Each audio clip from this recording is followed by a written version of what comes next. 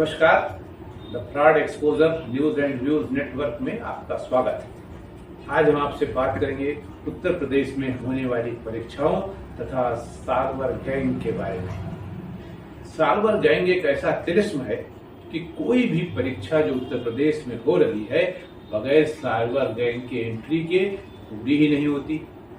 समझ में नहीं आता ऐसा कौन सा खेल है।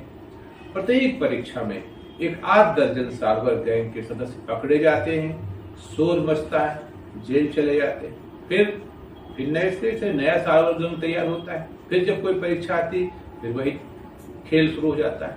समझ में नहीं आ रहा कि ऐसा ये कौन सा तिलिस्म है जो सरकार के पकड़ में नहीं आता है। गिरफ्तार हुए, जेल गए, नया तैयार हुआ कि हो कहां से रहा है, लोग आ कहां से रहे। पहले भी होता था, अखिलेश यादव की सरकार थी तो भी होता था, मायावती की सरकार थी तो भी होता था, आज योगी आदित्यनाथ की सरकार है तो भी हो रहा है। लोग अपना अपना काम अपने अपने ढंग से कर रहे हैं और परीक्षार्थी बेचारे हाँफ रहे, दौड़ रहे हैं। अब सवाल ये उठता है कि ये सार्वर गैंग आता कहां से है, पर्चा लीक कैसे होता है, पर्चा उनको मिलता कैसे है, सॉल्व कैसे कर लेते हैं इतनी जल्दी, और इस सब खुराफात का डायरेक्टर कौन है। तमाम पड़ताल के बाद पता चला है कि इन एपिसोड के प्रोड्यूसर कोचिंग संचालक होते हैं। सारा सब कुछ वही मैनेज करते हैं, जबकि इसके डायरेक्टर होते हैं शिक्षा विभाग तथा सरकार के अधिकारी और कर्मचारी होते हैं जिनका काम परीक्षा केंद्रों का निर्धारण करना होता है। प्रोड्यूसर और डायरेक्टर के बाद लीड रोल निभाती हैं वे एजेंसियां जिनके ऊपर परीक्षा कराने की जिम्मेदारियां होती हैं। इस तरह एक ऐसा कागज तैयार हो जाता है जो परीक्षा की पवित्रता और उसकी गोपनीयता दोनों को नष्ट करके रख देता है। अब अभी कल ही की बात ले लीजिए। उत्तर प्रदेश में समूह ग की भर्तियों के लिए अनिवार्य प्रारंभिक अर्हता परीक्षा यानी पीईटी 2022 शनिवार और रविवार को आयोजित की गई थी, जिसमें 37.58 लाख लड़कों ने अपना रजिस्ट्रेशन करवाया था, लेकिन केवल 25.11 लाख अभ्यर्थी ही परीक्षा देने में आए, उसमें शामिल हुए और 12.46 लाख ने परीक्षा छोड़ दी।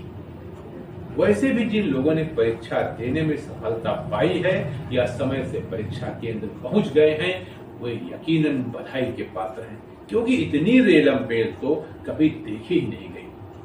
आने जाने की परेशानी को लेकर अभ्यर्थियों का जो हाल हुआ है वो किसी से छिपा नहीं, सब कुछ विजुअल है। फोटो देखिए आप पढ़ने के साथ कैसे क्या है। लड़कों ने अपनी जान को जोखिम में डालकर ट्रेन की बोगियों पर बैठकर, मालगाड़ी की बोगियों के ऊपर बैठकर, बसों की छतों पर बैठकर, लटक कर इस उम्मीद के साथ इम्तिहान दिया है कि उनको सरकारी नौकरी तो मिल ही जाएगी। वैसे ये परीक्षा किसी सरकारी नौकरी की नहीं है कि इसको पास करने के बाद आपको नौकरी मिल जाएगी, बल्कि इसलिए है कि यदि इसे आप पास कर लेते हैं तो आप फिर सरकारी नौकरी का फॉर्म भरने के लायक हो जाएंगे। ये सिर्फ लायक बनाने के लिए परीक्षा थी, नौकरी के लिए नहीं।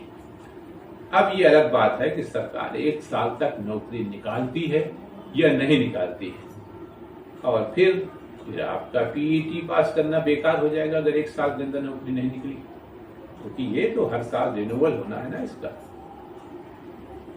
ये परीक्षा सिर्फ 1 वर्ष के लिए है। परीक्षा के दोनों दिनों में मिलाकर कुल 12+21 यानी 33 सार्वर गैंग के सदस्यों को पुलिस और एसटीएफ ने मिलकर गिरफ्तार किया। जो मुझे सूचना मिली है उसके मुताबिक उत्तर प्रदेश में समूह ग की केवल 1,10,000 नौकरियां हैं, जबकि बेरोजगारी की संख्या 50 लाख। आखिर होगा क्या? ये एक ऐसा प्रश्न है जिसका जवाब ढूंढे नहीं मिल रहा है।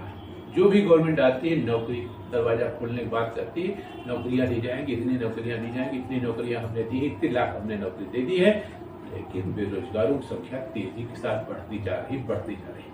कभी कभी तो मुझे लगता है क्या उत्तर प्रदेश का सारा नौजवान बेकार है या बेरोजगार है?